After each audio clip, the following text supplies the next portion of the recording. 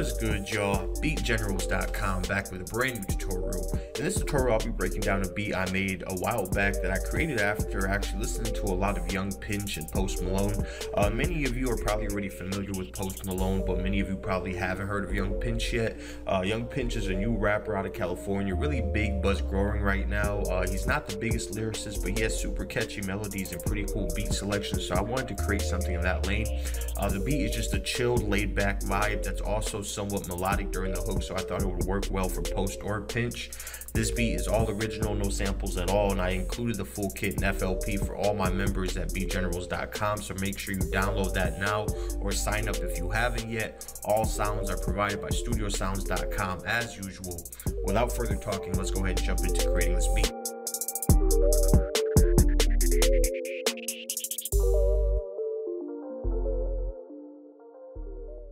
So the first sound that I'm going to be using in here is like a little kind of light keyboard sound. This is from a bank called More Plaques that we're dropping on StudioSounds.com. So you guys are getting a bunch of exclusive sounds first, but this bank is basically inspired by Drake's More Life.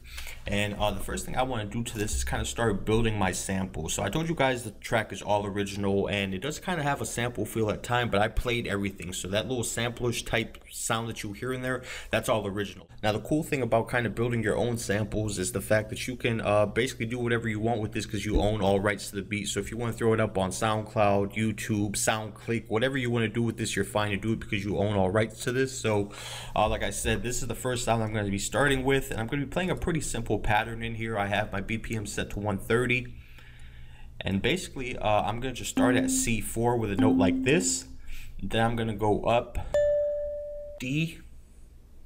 Actually, let's go ahead and just make this a little longer since this is double time. So it's going to be more kind of along the lines of this, and we're just going to go ahead and just run this little scale down basically. I believe it was something along the lines of this, and then it comes back up to the F, and it goes back down to the D sharp. So I believe it was something like this.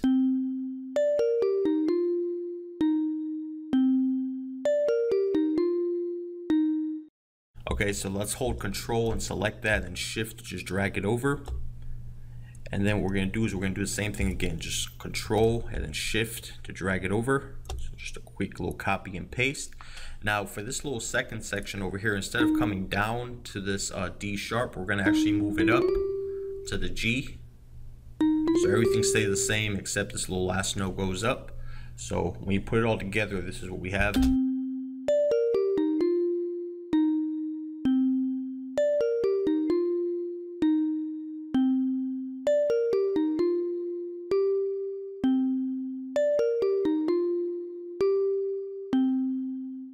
So obviously nothing too hard there. Now what we're going to do is we're going to go ahead and just use the scale levels. Go ahead and just turn this down slightly.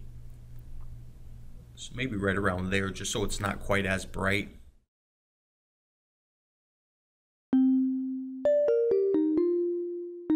Okay, so that's cool. It's slightly more muted. So let's jump in the next section and continue layering. So the next thing I'm going to do is I'm going to basically just clone the same sound. I'm going to use the second sound, just lay down some chords.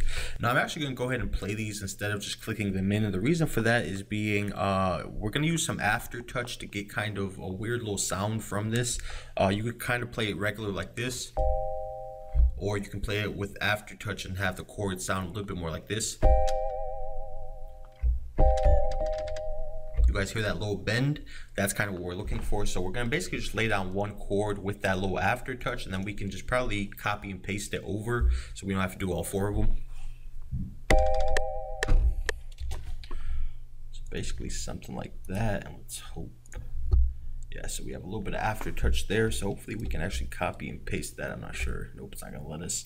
But either way, we can just go ahead and turn up the aftertouch in a little while. So basically what we want to do with this is we want to lay down four chords. So the first chord is just the C. Then we're going to just take it down one note, C, D, and F.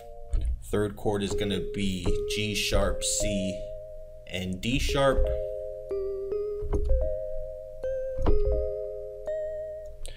And then actually, and for this chord, let's go ahead and, or maybe for the second one, let me see what sounds better.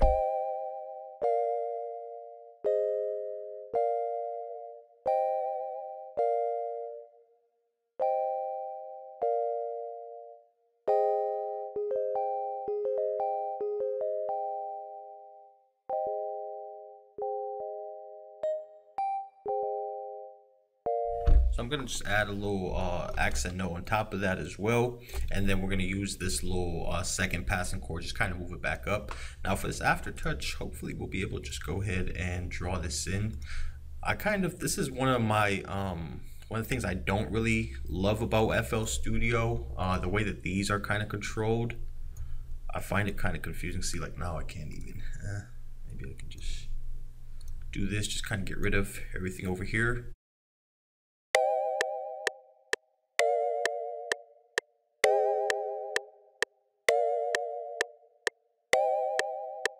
Okay, so we have something like this. Now let's go ahead and select these and just go ahead and drag them out just so they all connect. And then what I'm going to do to this is we can actually just go into the velocities. Now the velocity is actually pretty good in this. I'm going to go ahead and play it and just find a little strum. The strum is just going to go ahead and break up the chord a little bit and just make it a little bit more interesting.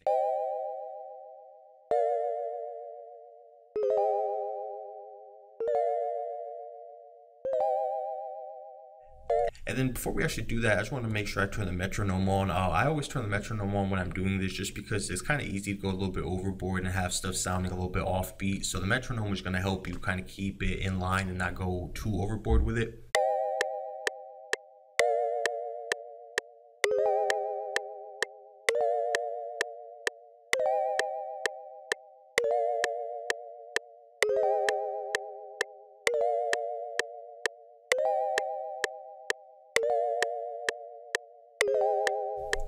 Okay, so we have something like that. Now when we combine these two, this is what it sounds like right now.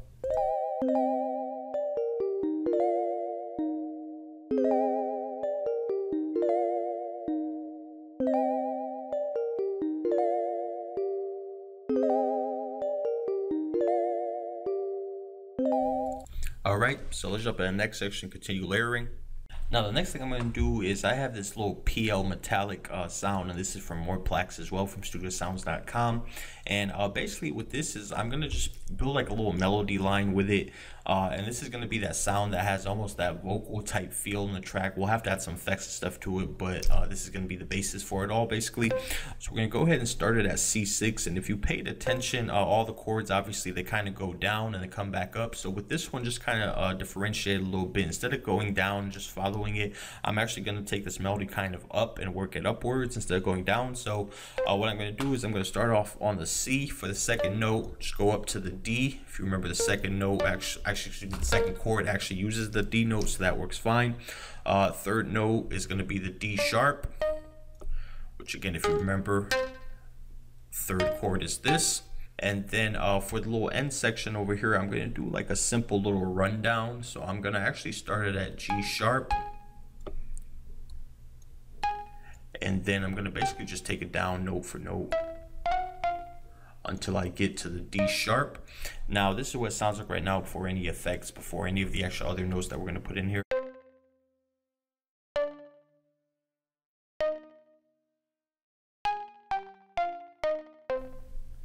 All right, and let's go ahead and turn this up slightly.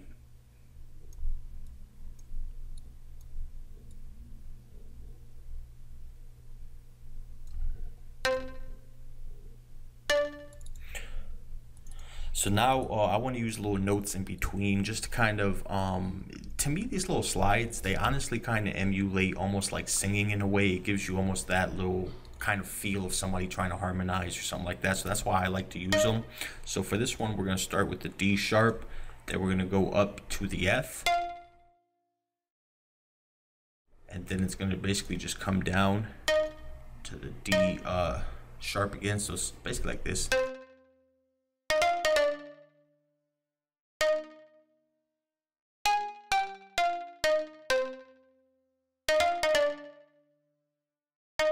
So that's the first one. Now for the second one,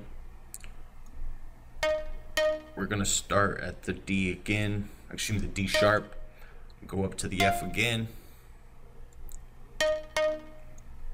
So we have something like this, and then over here for this little very last one, we're gonna start at the G sharp, go up one note to end up with something like this.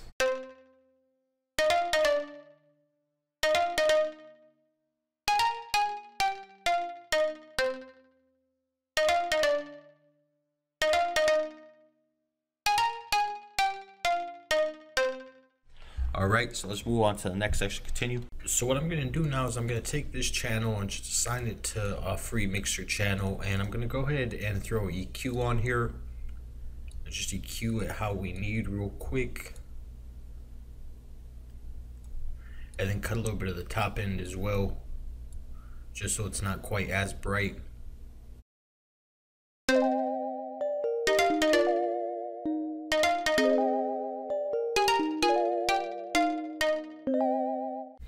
Alright, so that's what it sounds like right now. Obviously it sounds super robotic and weird still, so we want to make this sound a lot more ambient as well. So I'm going to go ahead and assign a free mixer track to this.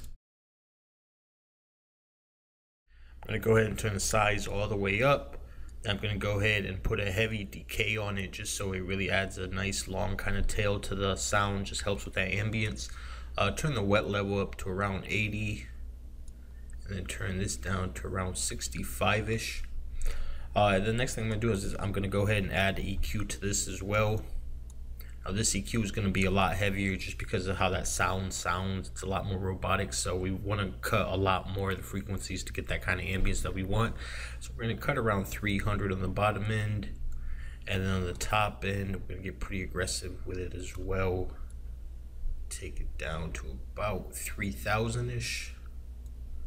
So we end up with something like this now.